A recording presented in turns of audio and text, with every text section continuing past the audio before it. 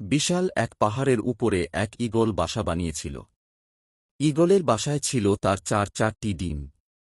প্রতিদিন সকালে সে এগুলো রেখে খাবারের খোঁজে উড়ে যেত। একদিন ঈগল যখন বাসার বাইরে ছিল তখন ভূমিকম্পে গোটা পাহাড় নড়ে উঠল। এতে ঈগলের একটি ডিম বাসা থেকে ছিটকে পড়ে গেল।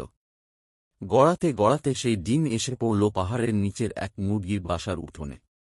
মুরগি সেই ডিমটিকে নিজের বাসায় নিয়ে এল, অন্যান্য ডিমের সাথে রাখল, যত্ন করে তা দিতে থাকল। একদিন সেই ডিম ফুটে ঈগলের একটি সুন্দর বাচ্চাও বের হল। মুরগির বাচ্চাদের সাথেই ঈগলের বাচ্চাটি বড় হয়ে উঠতে লাগল, কিন্তু সে ভেতর থেকে যে সব সময় অন্য কিছু অনুভব করত।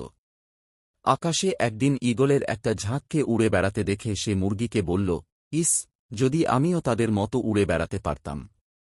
মুরগি হেসে উত্তর দিল, তুমি কিভাবে উড়বে? তুমি তো মুরগি এবং মুরগি কখনো উড়ে না। ঈগল মাঝে মাঝেই তার স্বগোত্রীয়দের উড়ে বেড়াতে দেখত এবং স্বপ্ন দেখত সেও তাদের মতোই উড়ে বেড়াবে। কিন্তু প্রতিবার সে তার স্বপ্নের কথা জানালে মুরগি বলত যে এটা একেবারেই অসম্ভব। মুরগির এই কথাটি ঈগল বিশ্বাস করতে শিখল এবং তার জীবনটা বাকি মুরগিদের মতোই কাটিয়ে দিল। অনেক দিন এভাবে কাটানোর পর একদিন সে মারাও গেল। আসলে আমাদের জীবনেও এটা চরমতম সত্য। তুমি যা বিশ্বাস করতে শেখো একদিন তুমি তাই হয়ে উঠবে। তাই তুমি যদি ঈগলের মতো উড়ার স্বপ্ন দেখো, তবে সেই স্বপ্নকেই অনুসরণ করো। মুরগির কথায় কান দিতে যেও না।